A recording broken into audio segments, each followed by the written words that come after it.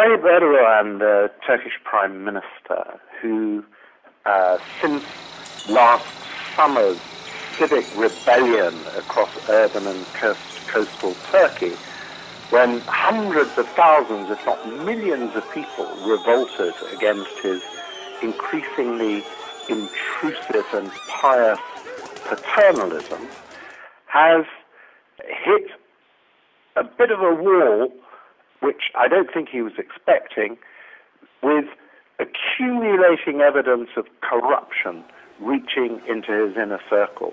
This burst out into the open in the week before Christmas.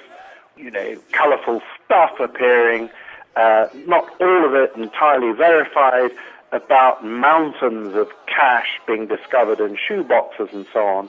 But we didn't get much further because he very quickly shut down de facto the investigation by transferring thousands of police officers and scores of judges and prosecutors, alleging that this was an extra-legal and extra-parliamentary plot to bring him down by this rather shadowy Islamist movement inspired by Fethullah Gulen, who's a US-based imam and Islamic preacher who has enormous influence inside Turkey and elsewhere, and was an erstwhile ally of Mr. Erdogan and his ruling Justice and Development Party.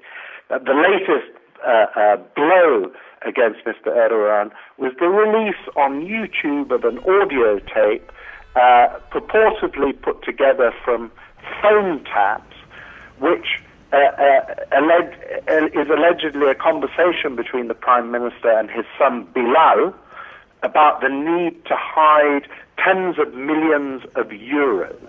This could have serious consequences. It doesn't mean he is about to be defeated at the polls, even if no one puts a dent in him at this series of elections, which he's treating as a rolling personal referendum.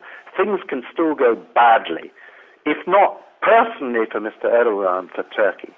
Because if the Prime Minister continues to lash out in this uncontrolled way at these conspiracies that he discerns everywhere, confidence in Turkey, which is vulnerable to short-term money flows, could collapse.